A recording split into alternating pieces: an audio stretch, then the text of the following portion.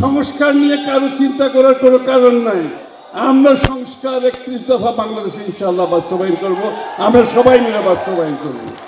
আগামী দিনে নির্বাচনের পরে যেই সরকার হবে সেটা হবে জাতীয় সরকার। আগামী বাংলাদেশ গড়ার যে আমাদের স্বপ্ন, আমরা যে ঐক্যবদ্ধ জাতি হিসেবে বাংলাদেশকে একটি অন্য জায়গায় নিয়ে যাওয়ার যে স্বপ্ন, সেটা যাতে বাধাগ্রস্ত না হয়।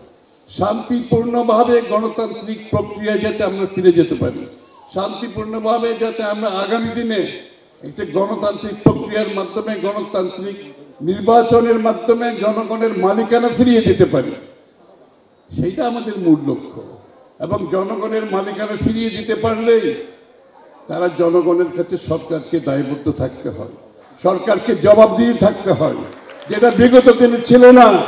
যেই কারণে দৈত্য সৃষ্টি হয়েছে, যেই কারণে স্বৈরাচার সৃষ্টি হয়েছে, যেই কারণে ফ্যাসিস্ট সৃষ্টি হয়েছে, সেটা আমরা আগামী দিনে বাংলাদেশে করতে দিতে পারি না। এবং এই জন্য আমরা এখানে যারা বসে আছি, আমরা কিন্তু সকলে মিলে দিনের পর দিন, মাসের পর মাস আলোচনা করে, নিজেদের মধ্যে বিতর্ক করে আমরা 31 দফা সংস্কারের প্রস্তাব জাতির সামনে তুলে ধরেছি। আমরা সবাই মিলে দিয়েছি। সংস্কারের কথা যারা বলে, তার বহু আগে আমরা সবাই মিলে 31 দফা সংস্কার জাতির সামনে তুলে ধরেছি। 1 বছর আগে আমরা তুলে ধরেছি সবাই মিলে। সেই সংস্কারের মধ্যে আগামী বাংলাদেশের স্বপ্ন বাস্তবায়নের সেই দফার মধ্যে সবকিছু আছে। সেটা আমরা সকলে মিলে আগামী দিনে ইনশাআল্লাহ সেটা আমরা করতে যাচ্ছি। আমি একটা কথা বলতে চাই পরিষ্কার করে, যেটা আমরা বারবার বলেছি আমাদের দলের পক্ষ থেকে। তারেক রহমান সাহেব বলেছেন পরিষ্কার করে, রিগেল এম্পোরিয়াম হানিবার্ড অফারে জিতে নিতে পারেন ইন্দোনেশিয়ার বালিতে স্বপ্নের হানিমুন।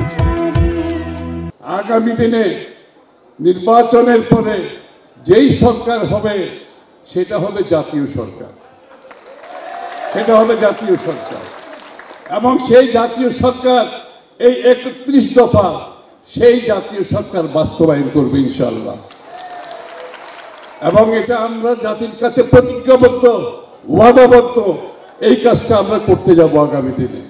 সুতরাং সংস্কার নিয়ে কারো চিন্তা করার কোনো কারণ নেই।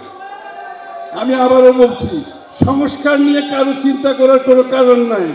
আমরা সংস্কার 31 দফা বাংলাদেশে ইনশাআল্লাহ বাস্তবায়ন করব, আমরা সবাই মিলে বাস্তবায়ন করব। আর ইতিমধ্যে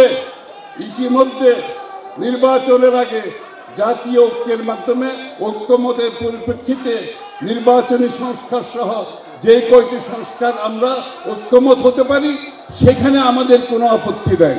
সেটা আমরা করতে রাজি আছি। সেটা করতে সময়ও লাগবে না, সেটা অতি সত্বর করা যায়। তার পরবর্তীতে নির্বাচনী সংস্কার করে অতি সত্বর বাংলাদেশের মানুষের মালিকানা বাংলাদেশের মানুষকে ফিরিয়ে দিতে হবে। সবাইকে ধন্যবাদ।